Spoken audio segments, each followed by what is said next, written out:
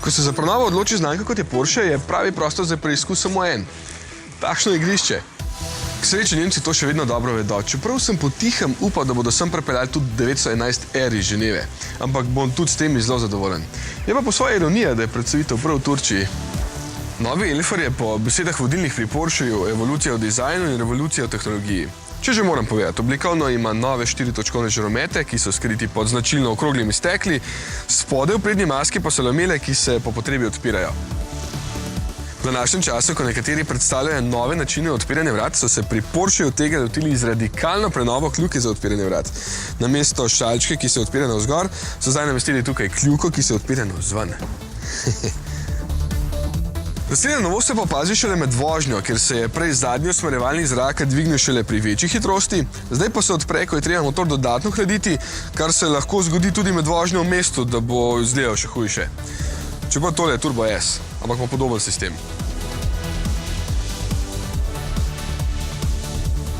Pri motorjih pa se pokaže največja revolucija, ker so zdaj vsi prisilno napolnjeni. Turbo, ja. Carrera S ima namesto atmosferskega 3,8 litrskega motorja samo 3-litrski 6-valjni boxer motor z dvojnim turbinskim polnilnikom. Enak motor je tudi navadnem, samo z manjšima turbinskima polnilnikoma. Imate pa vsak 15 kW, torej 20 konjev in 60 Nm več pri občutno nižjih vrtljajih. Torej 370 ali 420 konjev ter 500 Nm z rdečim poljem pri 7500 vrtljajih. Haha, hudo. Pa tukaj je še brutalni Carrera Turbo s 397 kW, 540 konji in Turbo S 427 kW, 580 konji. Zdaj že običajni Carrera pospeši do 100 km/h v samo 4,1 sekunde in zmore 290 km/h, Carrera S pa 3,8 sekunde in 303 km/h. Kako ločim Carrero S od navadnega? Poriti. Tam ima 4 cevi, opcijsko pa se dobi še 2 ovalna izpuha na sredini, športnejši zvokom. Kot stari hrošč, a?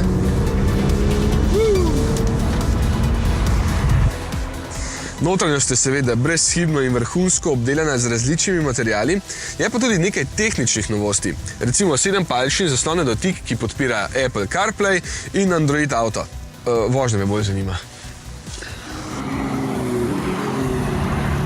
Za doplačilo je na voljo tudi aktivno krmiljenje zadnjih koles, to je res huda zadeva. Avto deluje manjše, med slalomom se zdi, da ga lahko vozi babica.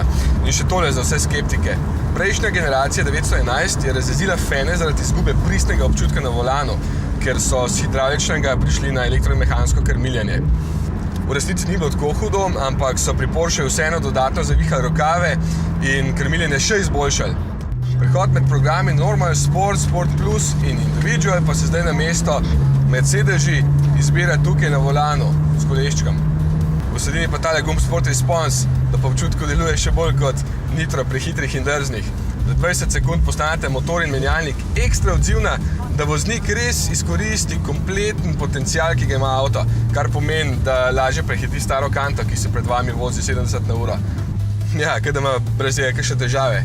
Težko je opisati občutek, kako te tole izstreli. Turbo S, ki ga zdaj vozim, ima 2,9 do 100 in gre 330. No, toliko o pospeševanju.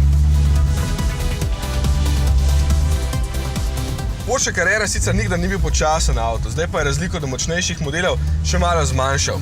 Navdušenci se sprašujejo predvsem, če je s turbom izgubil značaj. Odgovor je v glavnem ne.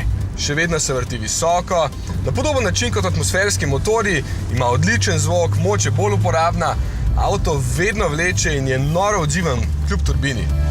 Tudi zvokom nima težav, čeprav je bil prej res malo bolj pristen. Ima pa manjšo porabo goriva, uradno 12% manj. S PDK menjalnikom porabi navadna Carrera samo 7,4 litra na 100 km. Kaj da bo komu res, ampak ja, sliši se impresivno. Zdaj mi sicer kaže, da je poraba 29,9, ker več od tega ne kaže. Je pa mogoče krivo, da smo na stezi.